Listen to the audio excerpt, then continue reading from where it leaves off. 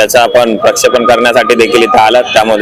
त्यामुळे मी आपल्या सहकाऱ्यांचे, आपल्या टीमचे आणि आपल्या चॅनलचे देखील आभारी आहे.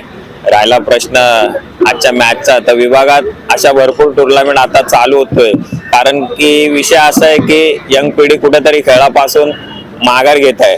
ते कुठेतरी नवीन पुन्हा एकदा नव्याने जोमाने, कारण या भारत देशामध्ये जर आपण बघितलं तर यंग पिढीच आपल्याला पुढे चांगलं नेतृत्व करू शकते. त्या उद्देशाने रोशन स्पोर्ट क्लब असेल, युवा स्पोर्ट क्लब असेल, याच्या सर्व सहकाऱ्यांनी मिळून ही टुर्नामेंट आयोजित केली आहे, पंचशील प्रीमियर लीग. याच्यामध्ये पंचशील देखील नाव असेल तरी विविध जाती धर्माची मित्रमंडळी आमच्या या विभागात राहते. त्यामुळे टीम तुमची कुठून आली आहे? आमच्या या टोटल टीम या पंचशील सोसायटीमध्ये सर्व हे आमचे यंग क्रिकेटर आहेत. हे मिळून आपण एक अशा ऑर्गनाईज केले की जेणेकरून कोणत्याही जाती धर्माची किंवा कोणत्याही पक्षाची टुर्नामेंट नसून हे केवळ वैयक्तिक खेळाडूंची टुर्नामेंट आहे. आणि याचा पूर्ण श्रेय रोशन स्पोर्ट क्लब असतील, युवा स्पोर्ट क्लब असतील, तसेच विविध संघटना या पंचशील सोसायटी असेल आणि इथला जो स्थानिक वर्ग आहे त्या स्थानिक वर्गाच्या माध्यमातून विविध संस्था आहेत. जसं आपण बघायला गेलं तर इथले जे अधिकारी वर्ग आहेत, जसं की देवनार पोलीस स्टेशन असेल, यमवाड असेल, या सर्वांच्या सहकार्य आणि मदतीने ही टुर्नामेंट आयोजित करतो. दरवर्षी टुर्नामेंट आयोजित होते PPL या नावाने, पंचशील प्रीमियर लीग. हे वर्ष 4थं वर्ष आहे 2024 मधला.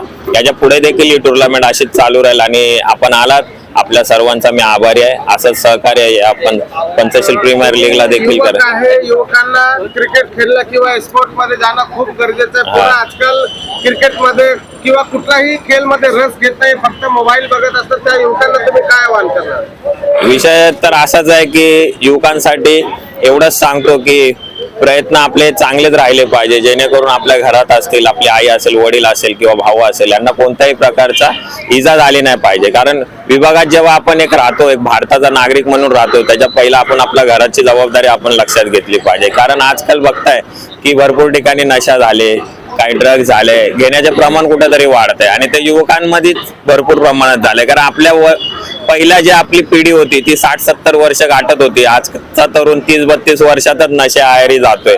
आणि खेळण्याचा उद्देश एकच आहे की जर खेळायचा विचार केला तर 4 मित्र एकत्र येतील आज, पण 4 मित्र एकत्र तेव्हाच बसतात जेव्हा त्यांच्या हातात बॉटल असेल. ते कुठंतरी संपवण्यासाठी या टुर्नामेंटचं आयोजन केलंय.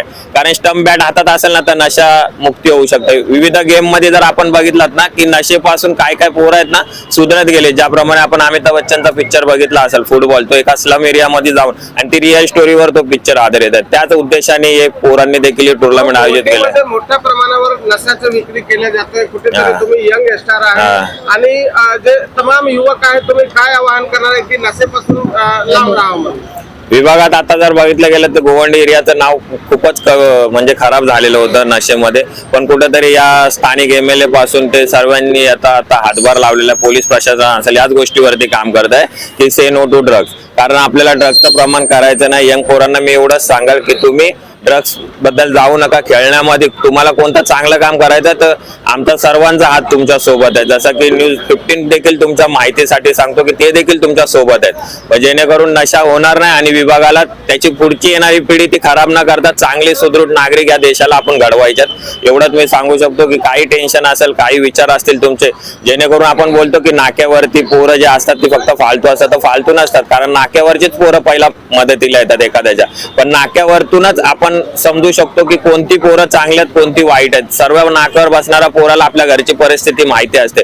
विषय असा आहे की जे विनाकारण नशा करतात की तो माझा मित्र करतोय म्हणून मी करतोय, तर ते कुठेतरी त्या मित्रांना मी सांगू शकतो की तुम्ही असं नशेकडे जाऊ नका. कारण तुमची आम्हाला गरज आहे, जशी तुम्हाला तुमच्या बॉडीची गरज नसेल पण आम्हाला तुमची गरज आहे. एक नागरिक म्हणून एक विभागाचं प्रतिनिधित्व तुम्ही उद्याची पिढीच करणार आहे. त्यामुळे येणारे तुमच्याकडेच बघून नवीन पिढी घडणार आहे. त्यामुळे नशेवर जाऊ नका आणि चांगलं राहा, सुदृढ राहा, चांगलं खावा, जीवनात आनंद घ्या, कोणाची दंगामस्ती करू नका, जेणेकरून विभागाचं नाव रोशन कराल प्रत्येकाने.